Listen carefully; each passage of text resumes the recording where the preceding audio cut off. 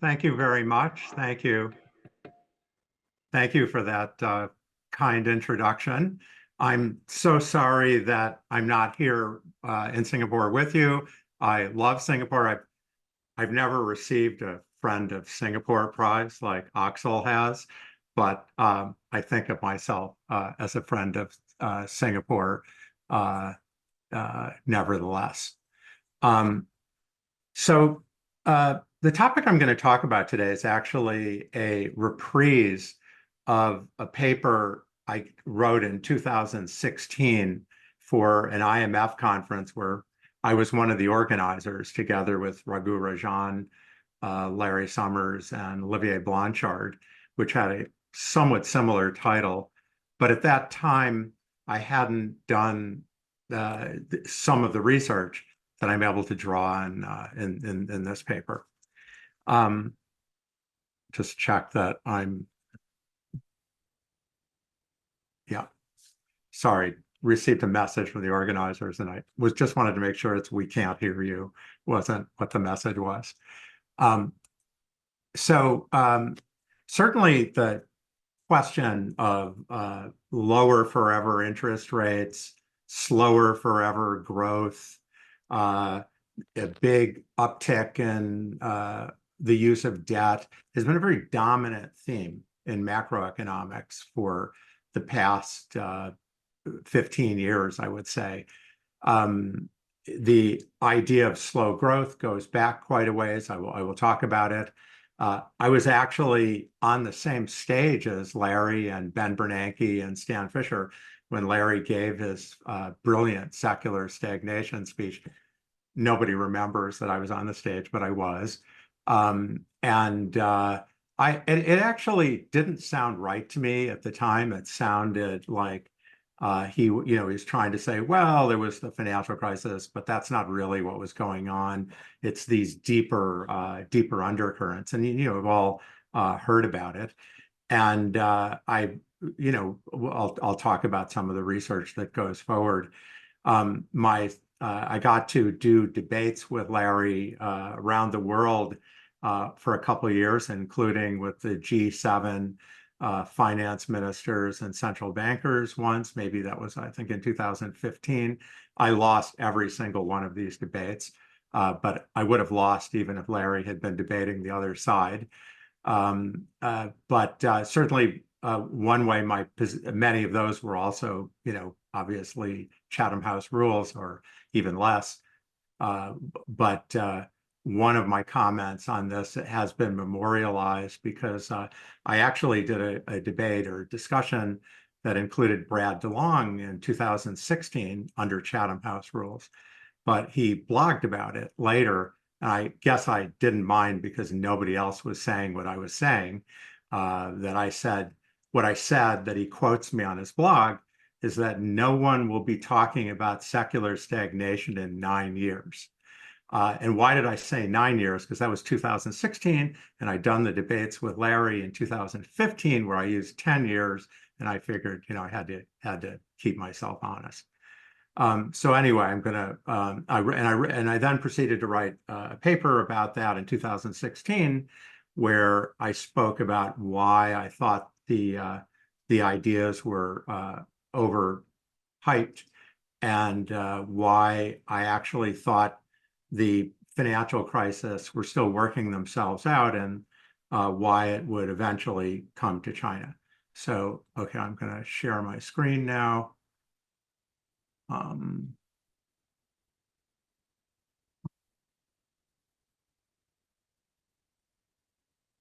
Sorry, still don't have what I want. I'm sorry, trying to just show the slideshow. I don't know what's going on my screen. Sorry.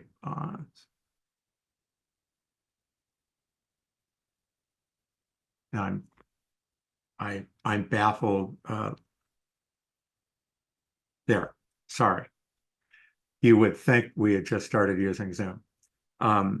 Anyway, I've sort of introduced this already, and I'm going to come towards the end of this talk to talk about why I think there might be debt crises. I'm calling it a debt supercycle that's playing a large role. So Larry certainly is someone who's very able to adjust his views, and has very recently started talking about, well, it was just the secular stagnation period. But I think if you looked at the markets and you looked at what was going on in academics, I think people pretty much concluded, it said that real interest rates would be lower forever. And there are certainly many papers on that. And well, one of the things Larry said in his original speech was that real interest rates had been falling since the whole 21st century, and later in his work with Lucas Rachel extended that to everything after the 1970s. And very centrally in his view was that the problem was there's a major trend shortfall in aggregate demand, and the government needs to fill it in. In his 2019 Brookings paper with Rachel, they conclude that but for the growing deficits around the world from the 1970s, and also changes in the old age retirement programs, which during a long period were making them more generous, real interest rates would be 3% lower even than they were. We're speaking about longer term interest rates. Parallel to this, and I'm citing here Gordon's 2016 book, but he had been writing about this forever. He had been writing papers about that we weren't seeing productivity growth. You all know Bob Solo's quip about, I see computers everywhere, but in the growth numbers. And there were certainly a lot of papers arguing that productivity had slowed starting in the 1970s. Dale Jorgensen gave a AEA presidential address in the late 1990s saying maybe that was over, and he talked about the tech boom, but then he too quickly went back to things seemed to be getting slower and slower. And Gordon wrote just a magisterial book in 2016, giving why I don't think I'm being too inaccurate to describe the book as saying we had ideas for 250 years, we've kind of used them up, and we're probably not going to have economically impactful ones for a very long time. And I think it's certainly also the case that the academic community was just seized with this idea. There were, and I also am well aware in the pipeline, countless papers on why interest rates were so low, why they were likely to get even lower. Edward mentioned it in his opening remarks, but pointing to things like demographics, lower productivity, inequality. In fact, there's almost nothing on the other side of this debate. I had a paper or two in very minor journals, but it's definitely been the overwhelming thrust of research. Relatedly, there's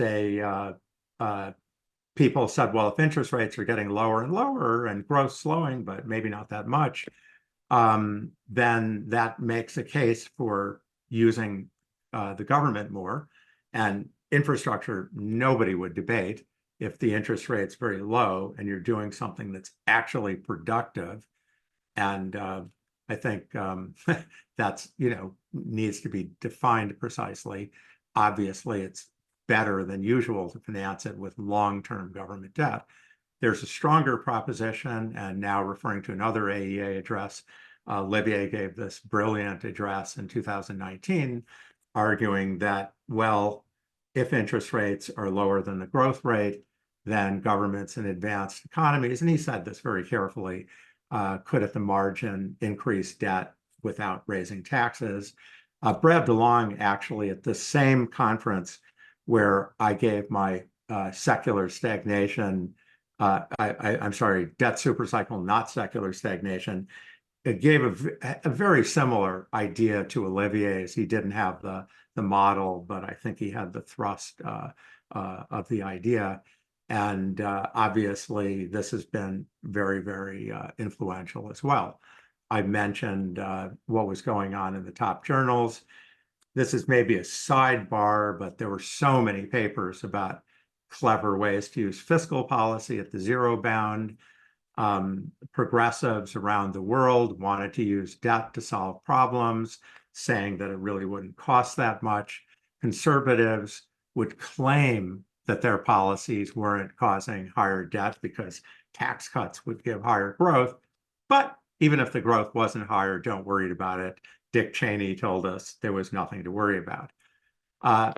It's interesting that there was a paper doing surveys of the AEA members that's been done every 10 years, 1990, 2000, 2010, 2021, a year lost in the pandemic.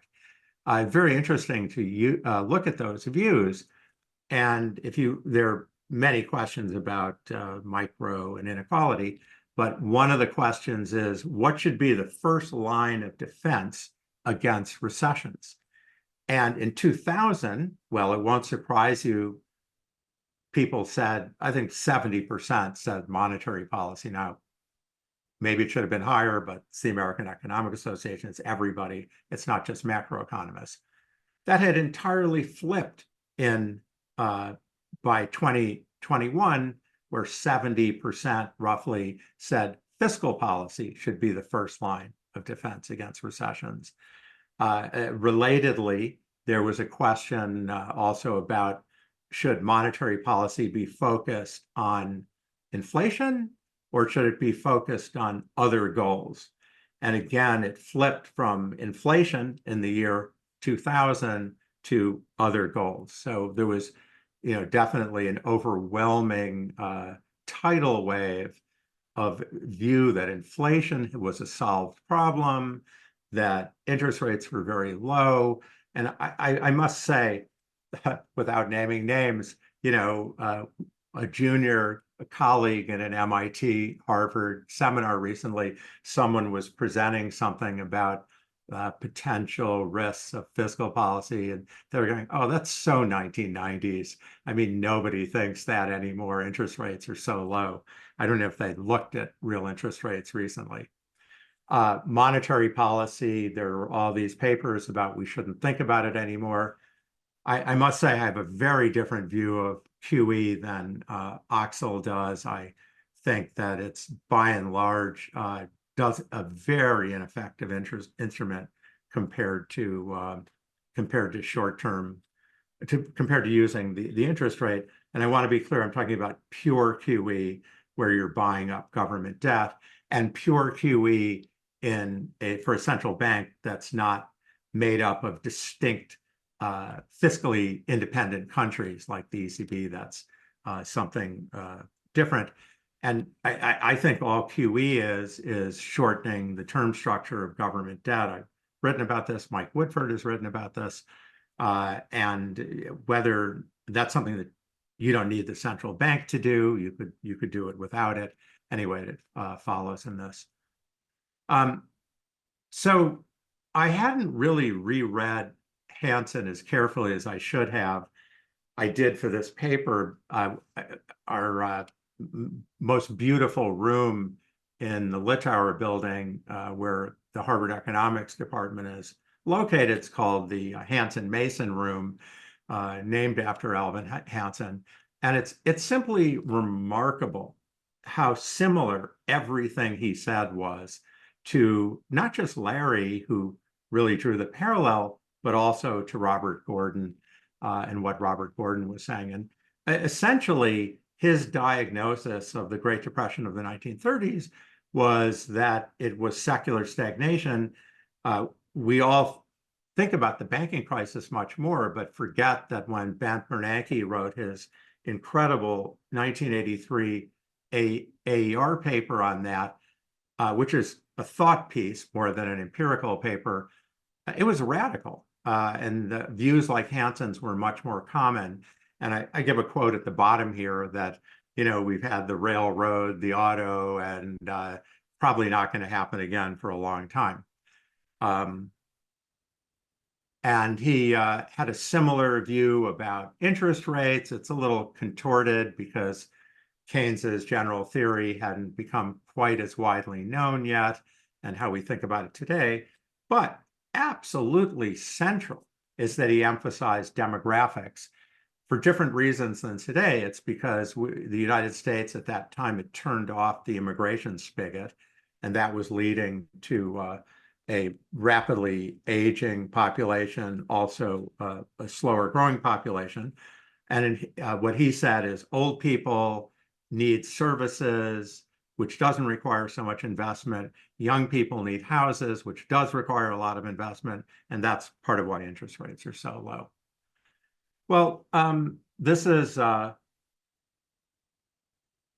very familiar graph. This is giving the 10-year US Treasury rate. I'm not talking about our star here actually at all in the next few graphs, or I'm not talking about here in general, except as a sidebar. And this is the United States. We can find even more radical things. I think if we look at the real interest rate, I'll look at a different graph. It's difficult to precisely measure the real interest rate. There are standard mechanisms for doing it. I'll do it in the next figure. This is the 10-year inflation index interest rate. I started a little bit a few years before this, but the Fred starts it here because the market was thin. It's still thin. I acknowledge that 10% of US debt is indexed to inflation. That's still a big number. But I think other ways of forming the real interest rate would give you something similar. And I think what you see is that the thing that seized me, because when Summers was giving his secular stagnation speech at the IMF, we were just coming off the first of the two troughs in this graph, where the real interest rate had gone almost to -1, and it had come from a little over 3 if you really look at the peak. But certainly, I don't think it's hyperbole if you're taking averages to say that it fell 300 basis points from peak to trough. And Alan Greenspan commented on this, and he said, this is supposed to be demographics. I don't get it, because we saw the demographics coming. So it's interesting to look at a longer horizon of this data of real interest rates. And this is from a paper with Barbara Rossi and Paul Schmelzing. It uses the raw data for interest rates, makes use of Paul's incredible thesis. It's coming out as a Yale University press. I'll show you in a second. We're able to go back to 1311 for many countries and have annual data on interest rates. And obviously, their data gets better and better as you go forward. But I think what we have to say proves very robust. We have it for 8 countries. This is a global real interest rate, which is a little bit difficult to interpret, although many people use this device. Maury Obstfeld did in his lecture like this at this event last year.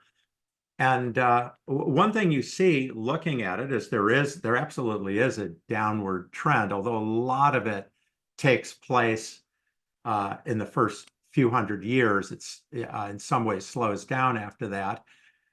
The dashed line is drawing the trend using Mueller-Watson way of forming the trend. What really jumps out is how volatile the real interest rate is. We're using it here, by the way, using 7 years of lags to form the interest rate. And that's what Homer and Scylla did in their classic test. Barry Eichengreen did something like that in a series of papers. Other people have. I don't think you're going to get a very different answer no matter how you form the real interest rates with this data. And what you see is it's very, very volatile compared to the trend. And you can actually, if you look closely, find episodes where the real interest rate was high, episodes where the real interest rate was low. Our AER papers attempting to be very balanced and scholarly, and we don't wade deep. We don't at all go into secular stagnation or any of these issues. I am today the AER papers about what did the trend look like, what are the time series properties of it, what are the possible causes of it.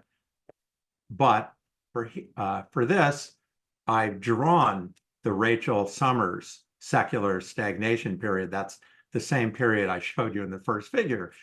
And you can see, well, maybe it's going to go on forever. It's like a little less volatile, and I'm going to go on and a little bit explain why that would be. But to go on and extrapolate that to something that's permanent, it's not transitory, we can go to the bank with that on our debt policy. And by the way, it wasn't the financial crisis. I mean, that's a very strong, and I think using a short time period gives you a real illusion. Let me just say a word about Paul's work. So he was a history student at Harvard who works in financial history, and he's put together this database that you're going to be using yourselves for years. Homer and Scylla wrote the classic book, You May Know This. Jorda, Schillerich, and Taylor, their equivalent data just basically uses Homer and Scylla. And that contains huge gaps, many decades, in some cases, almost one data point a century. It's using, in many cases, tertiary sources. And Paul, through years of work and also what modern libraries allow you to do has really put together something very interesting. I'm sure there'll be many further things on this. I should say our AER paper, we got are exactly the same results using data that's not Paul's. Dimsdale and Thomas produced a data set on interest rates going back to, I think it's 1711 for the United Kingdom, and we get exactly our same results with theirs. In this paper, we actually look at some of these ideas about demographics, productivity, and the short executive summary of it, it works very recently, but they absolutely don't work before then. The point about productivity was made by Jim Hamilton in a paper earlier that we cite.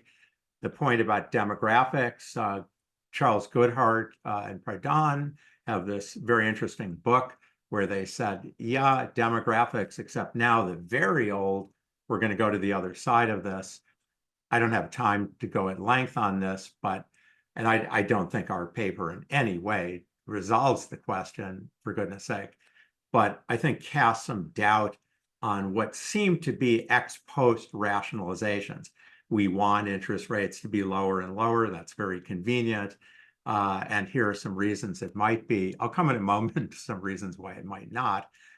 For a long time, certainly rising liquidity and lower default risk, particularly rising liquidity, were probably first order explanations.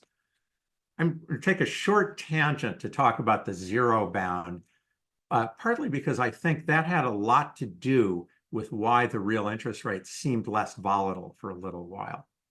So I have a Brookings paper with Ethan Olszewski and Carmen Reinhardt from 2020, where we go through all of this.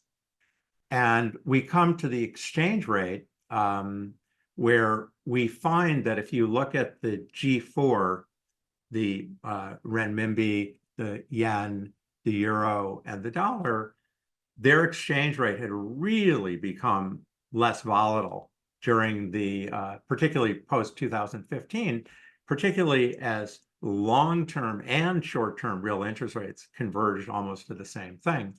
And we speculated that when interest rates started rising again, when they eventually would, we would see a lot more exchange rate volatility. And we claimed this was the revenge of Dornbush. I fully well understand there are interesting other models, Gabex and Maggiore, Rose and John, which give other models of this, but we could come back to that. And of course, we had just a glorious period for central bank independence, which together with inflation targeting, and I wrote about this first in 1985, was successful, but it probably was exaggerated how successful it was. I think people forget that this was a very favorable situation in terms of political pressures.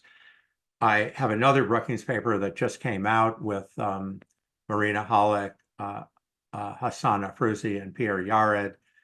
Pierre just produced a podcast on this today, where we talk about why we don't see this as favorable going forward.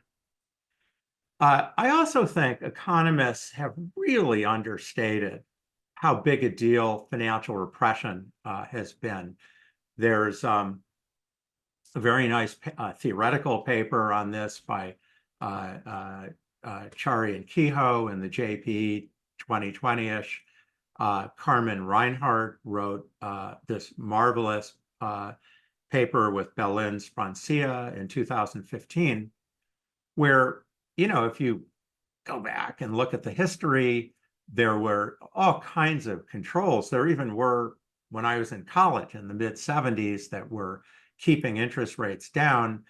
And Reinhardt and Sprancia calculate that had there not been for financial repression and the real interest rate simply been zero instead of sharply negative, US debt would have been 144% of GDP and not 66% in 1955. And they go around the whole world. The US isn't, the UK is more dramatic, Italy is dramatic. There's Carmen Reinhardt in our book, which was earlier, we talk about how the financial repression has historically been widely used. It's a tax. It's not a free lunch. It doesn't mean it's a mistake. It doesn't mean it's evil. Bankers may think it's repression, but it's quite significant.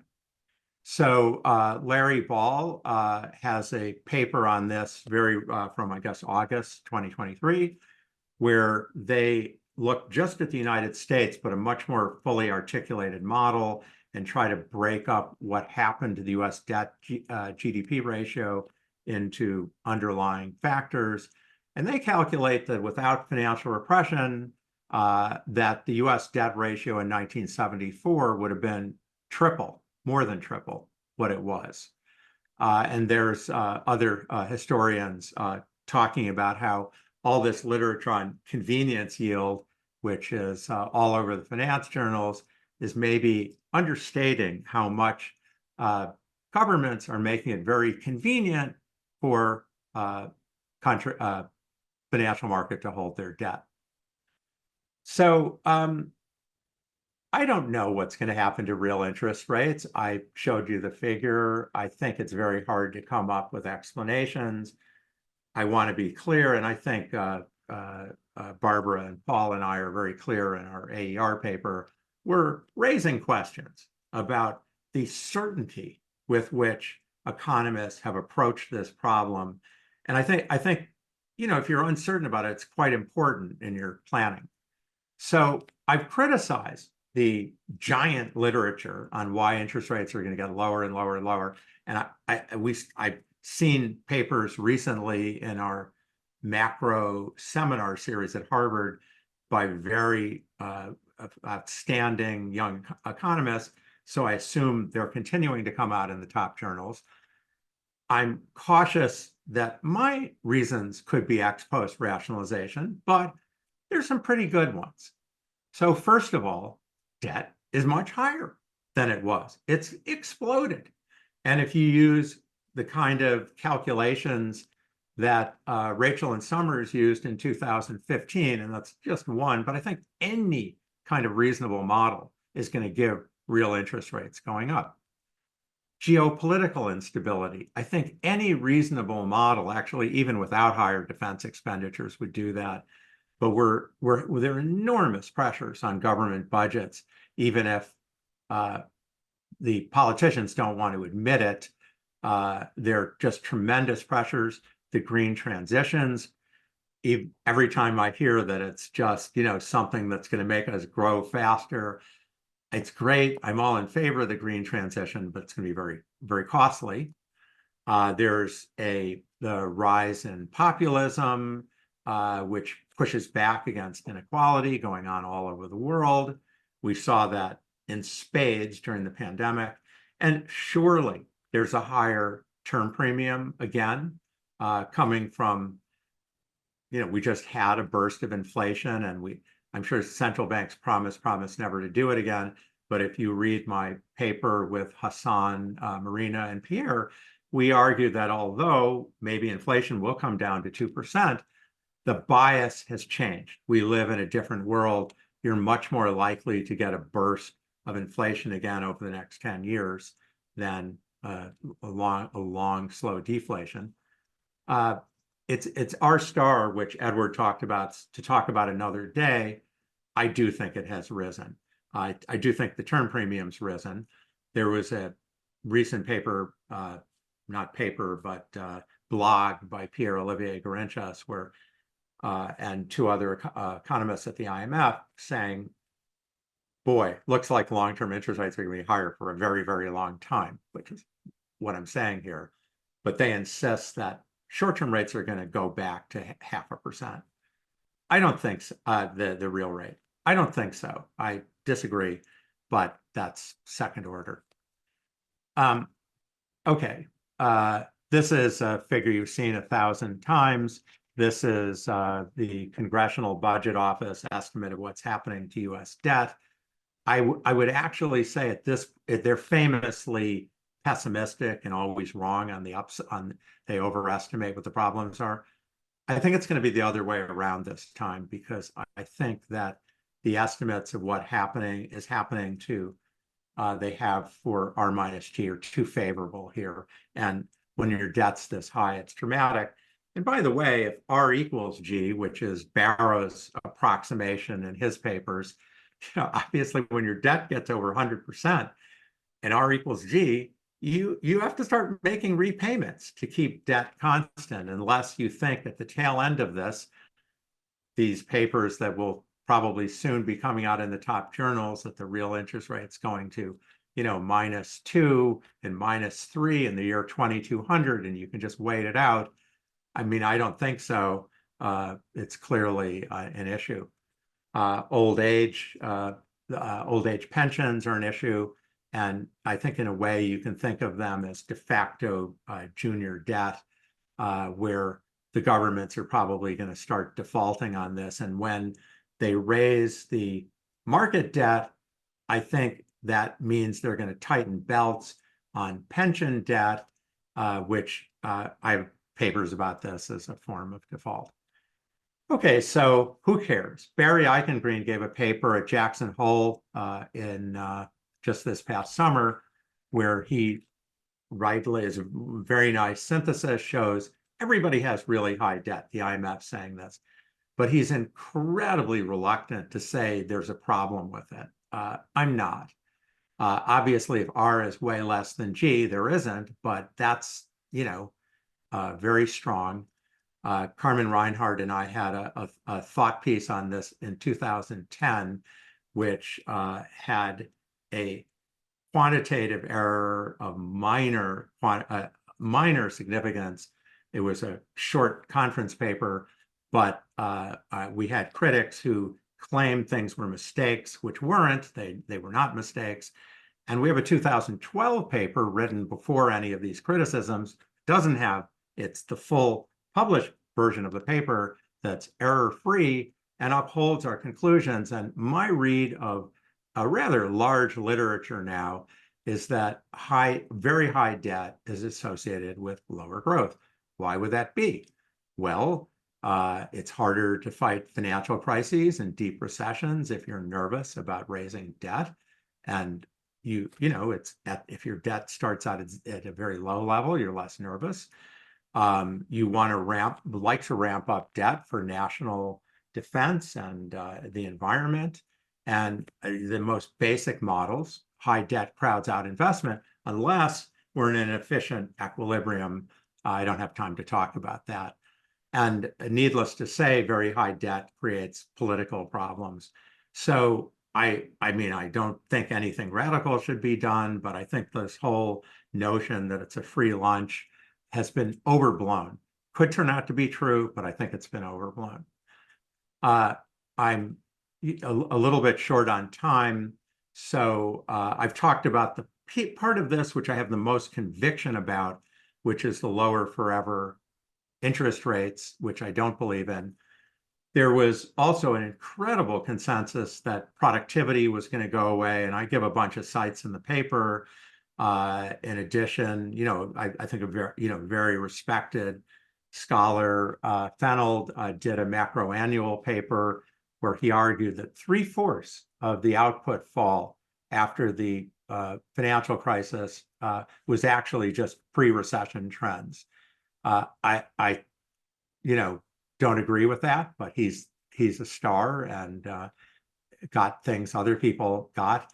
We talked about Gordon's work. There were other people who were more optimistic, but by and large, the Fed and the IMF bought into this. I had been writing about this from 15 years ago because I had seen what was going on in chess. I don't have time to talk about it, but I had been writing already. I quote a paper of mine from January 2010 that artificial intelligence looks like the next wave of globalization.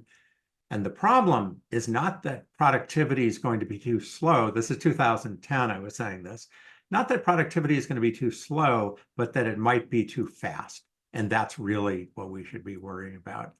And I was basing what I was saying, not just on chess, but I had seen papers by Joel Mokyr and his co-authors, and I cite some here, where if you look at the history of change, all the factors were in place to have something, and AI shouldn't have been a surprising outcome. And I think what Hansen in 1939 and modern day disciples have failed to appreciate is that technology goes in waves, which my hard science colleagues will always say. Just for a change of pace, this is 2012, a debate I did on this very topic at the Oxford Union. It's a famous debating society where they say that the Queen and Michael Jackson both appeared. I was debating Peter Thiel and Gary Kasparov. That's Gary Kasparov, who has his head down there in the front. I was saying I didn't think we're in a world of perpetual stagnation, and they thought we were. I'm not sure who won that debate. Another story. So finally, if it wasn't secular stagnation, then what? And I think a lot of it was the aftermath of the financial crisis itself, the reaction to the financial crisis, the perhaps overshooting and regulation. I don't have time to go through this, but as you all know this is from The Economist, January 2009. My book with Carmen was published later that year, this shows numbers from our book of what happens. And I just want to make one point that a lot of the subsequent literature's only talked about output, and I think that's wrong. I think in order to understand financial crises, you need to look at all these other variables and how they co-move to think of the markers of financial crises. So my 2015 paper, it was given in 2015, published in 2016, talked about a debt supercycle, which would come to China. And I have a paper with Yuan-Chen Yang at the IMF, which is called Peak China Housing. You have a whole session on this coming up. And I'm sure you'll hear a lot about it, but just a few quick points. I'm running to the end of my time. China's real estate and infrastructure construction is very big by standards of developed countries. This combines real estate and infrastructure. This is from a economic policy paper that just came out with Yuan Chen. Yes, India's picking up its game now, but the thing is, China's been doing this for a long time. And they're running into diminishing returns. And if you look at any measure of infrastructure, real estate, commercial real estate, there are parts of China, not all of China, but there are parts of China that are looking badly overbuilt. And it shouldn't be a surprise that we're seeing prices fall in places. And this is with the official numbers. Imagine what they're really falling, given how sensitive these numbers are. The tier 3 cities are the cities that are outside the marquee, Beijing, Shenzhen, Shanghai, Guangzhou, and the provincial capitals that nevertheless are 60% of China's GDP. And they, so we have one, China and I have another paper about this called A Tale of Tier 3 Cities. And of course, the housing crisis in the US happened concentrated in individual states, not in the whole country. China has a huge percentage of its private wealth in housing. This gives equity on the far right. It's broken up by the different city tiers. And so it's no surprise that we're seeing a slowdown. And there are many other factors, over centralization of power, demographics, the US and Europe putting on export controls.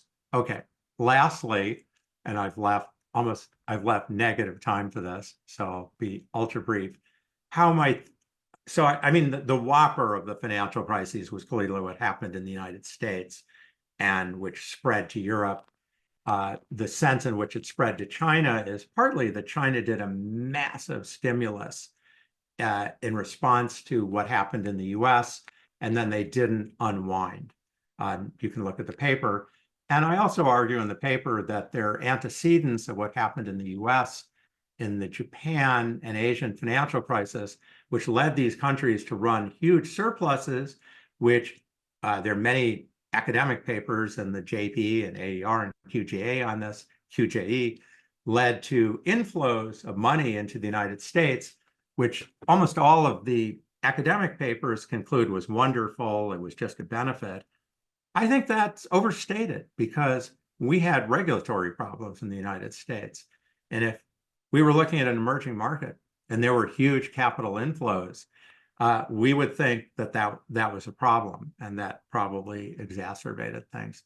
So I will conclude the belief that interest rates and inflation will be lower forever, which has been very influential, or I guess the version today is it's going to come back tomorrow.